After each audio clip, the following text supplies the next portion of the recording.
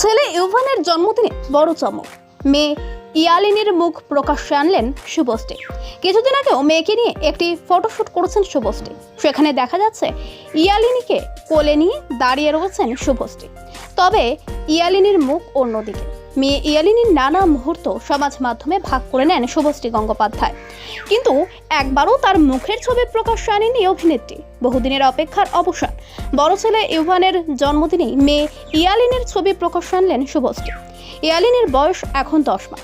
সে নিজের পায়ে দাঁড়াতেও শিখে গিয়েছে। বুধবারই ইয়ালিনীর এমন একটি ছবি ভাগ করে নিয়েছিলেন শুভশ্রী। ইয়ালিনীর সামনে দাঁড়িয়ে আছে তার দাদা ইউভান। কখনো ইয়ালিনীর ছোট্ট মুঠি, কখনো তার ক্ষুদে পায়ের ছবি, কখনো বা একরত্তির চুলের ছুটি, এমন নানা মুহূর্ত ভাগ করে নিয়েছেন শুভশ্রী। কিন্তু অনুরাগীরা অপেক্ষা করছিলেন কবে দেখা যাবে ইয়ালিনীর মুখের ছবি। কিছুদিন আগেও মেয়েকে নিয়ে একটি ফটোশুট করেছেন শুভশ্রী। সেখানেও দেখা যাচ্ছে ইয়ালিনীকে কোলে নিয়ে দাঁড়িয়ে আছেন শুভশ্রী। তবে ইয়ালিনীর মুখ অন্যদিকে, শুধু দেখা যাচ্ছে খুদের পিঠ। দুজনের পরনেই কালো পোশাক। সে ছবিও মুহূর্তে নেট দুনিয়ায় ছড়িয়ে পড়ছিল। অবশেষে ছেলের জন্মদিনে মেয়ের মুখ প্রকাশ্যে আনলেন অভিনেত্রী।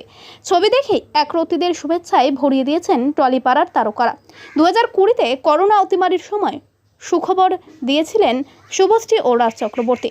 22 সেপ্টেম্বর তাদের কোলে আসে প্রথম সন্তান ইউভান।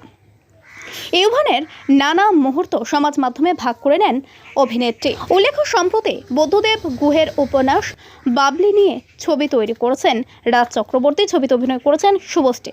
তার বিপরীতে ছিলেন আবির চট্টোপাধ্যায়। অন্য একটি গুরুত্বপূর্ণ চরিত্রে অভিনয় করেন সৌসেনী মৈত্র। ছবি মুক্তির আগে থেকেই রাজ্য জুড়ে শুরু হয়েছে আরজি কর কাণ্ডের প্রতিবাদ আন্দোলনে। পথে নেমেছিলেন শুভশ্রী নিজেও।